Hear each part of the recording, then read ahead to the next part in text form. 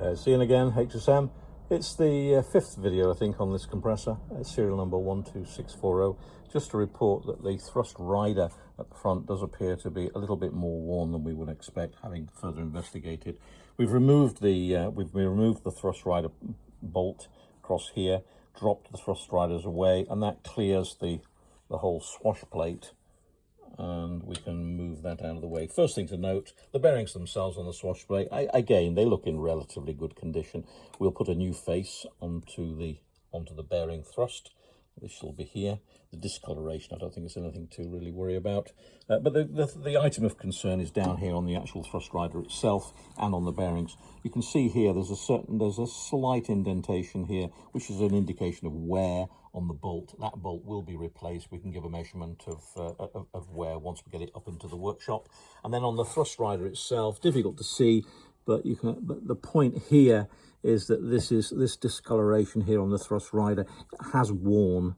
It should be as this, fairly parallel and fairly clear, but on the side, when you look on the side, you can see indications of wear.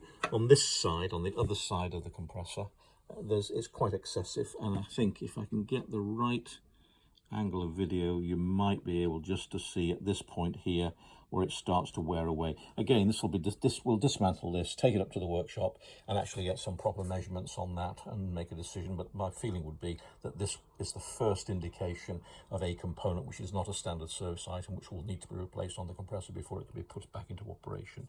I can readjust all of this, put it all back together again, but there's only a certain amount of adjustment I can make. We're in a position now where there is insufficient adjustment that can be made, and you still have this misalignment on the thrust rider. So that's the first indication of a component. So it'll be the thrust rider and the thrust rider bolt will have to be replaced. And other than that, we're still looking at service kits. On the pins themselves, they look in good condition. There's nothing wrong with those.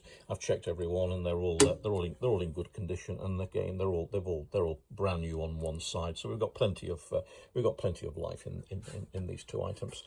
So the next video, I think, will be this particular component dismantled, taken up to the workshop. We can put the micrometers on it, and just to ensure and to make sure what sort of damage we're looking at.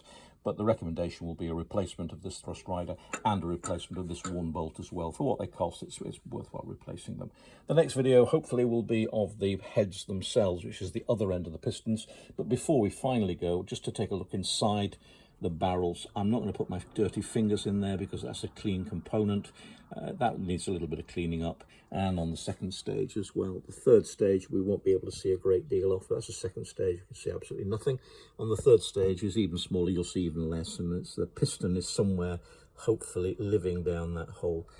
This is Ian, HSM Engineering, and the next video I said will be on the head, serial number 12640. Thank you.